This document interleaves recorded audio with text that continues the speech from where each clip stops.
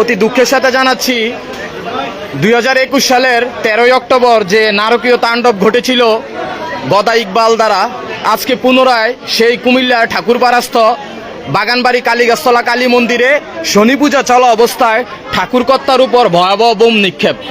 একটু অবস্থাটার যদি বিবরণ দিতে যাই, সেই ক্ষেত্রে আসলে বলার কোনো ভাষা রাখি না। আমরা হিন্দুদের অবস্থা বর্তমান তা আসলে বলারও এখানে আর কোনো ভাষা নাই। একটু দেখেন, পূজা চলতেছে আর এই দেখেন বোমার অবস্থা দেখেন, এই দেখেন রক্ত কিভাবে ছড়িয়ে ছিটিয়ে আছে, এই দেখেন প্রসাদের অবস্থা, এই হলো অবস্থা। এই দেখেন সম্পূর্ণ গাছ এবং এই যে গাছের সারি এবং এই দেখেন গাছপালাগুলো সকল কিছু পুড়িয়ে তছনছ করে দিয়েছে।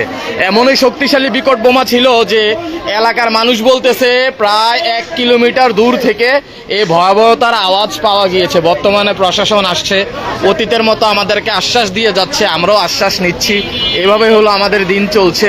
এ হলো বর্তমান অবস্থা আমাদের কুমিল্লার ঠাকুরপাড়া বাগানবাড়ি কালীগাছতলার অবস্থা। 2021 সালেও এখানে আক্রান্ত হয়েছে, এবার পুনরায় আবার এই সময় আক্রান্ত হলো।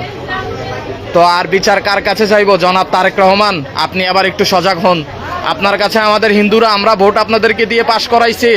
আজকে আপনারা এইগুলো যদি আপনারা না দেখেন, আমাদেরকে যদি এইভাবে ভাসিয়ে দেন, আমরা আসলে কোথায় যাব? আমরা যাওয়ার মতো কোনো পথ নাই। একটু দেখেন ভয়াবহতার অবস্থা, কিছুই অবশিষ্ট নাই। এই দেখেন রক্ত দেখেন। ঠাকুরকর্তা যখন পূজা চলতেছে, পূজা চলা অবস্থায় এভাবে পূজা চলা অবস্থায় বোম নিক্ষেপ করে। এই দেখেন মন্দিরের যে পরিহিত যে মায়ের যে শাড়িগুলো সব পুড়ে গেছে, গাছপালা এগুলো সকল কিছু পুড়ে গেছে। এই কিছুক্ষণ প্রায় 15 থেকে 20 মিনিট আগে